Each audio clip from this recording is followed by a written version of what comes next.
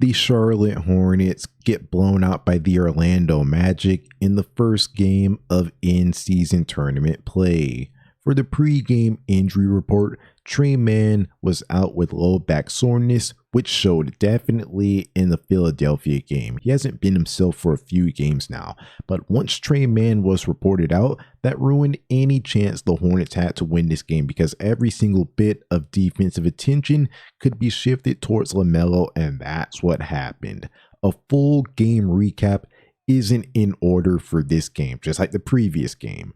What happened was, in a game where the Charlotte Hornets only scored 89 points, LaMelo Ball scored 35 of those efficiently, which was 39% of the team's scoring. He was shooting 50-50, 100 splits at a point, but he came into the fourth quarter in a blowout and tanked his percentages some to 48, 43, 100 splits, probably trying to save his fourth quarter scoring average, or it's because in these cup games, score differential matters. But it was still a very efficient performance, and he played great with absolutely no margin for error, especially with this team. While the whole entire team, except for Grant and Musa, looked terrible. LaMelo, Grant, and Musa were the only double-digit scorers because the others just couldn't create anything.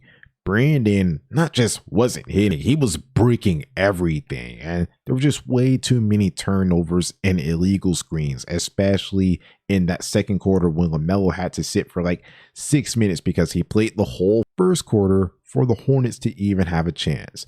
I'll make the player grades very simple for tonight. LaMelo, A+, Musa Diabate and Grant Williams, A's, and everyone else gets an F, including one of the injured players that I'm just not going to say his name anymore until he gets on the court. All of this happened because of him, and he completely derailed the season.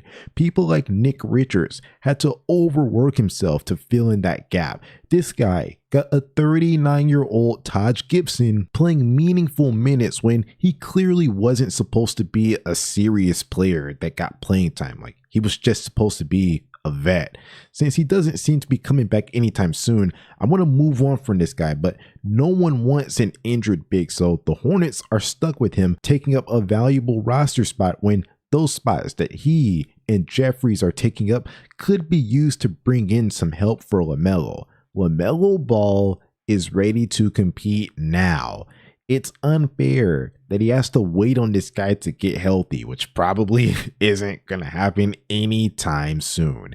It's unfair that the front office drafted T-John over Klingon, just revealing that they didn't believe in this specific team and that this was more of a let's see what we have type of year. I've seen enough. LaMelo is an all NBA caliber point guard, and the East is very weak this season. Make some moves now. I just can't stomach another lottery season. But yeah, that was the Magic game. The Charlotte Hornets get 3 days of rest, which is great, but they play the Bucks on Sunday, early 3 o'clock game, which the Bucks have been a disappointing team, but they have Dame and Giannis, so that's that.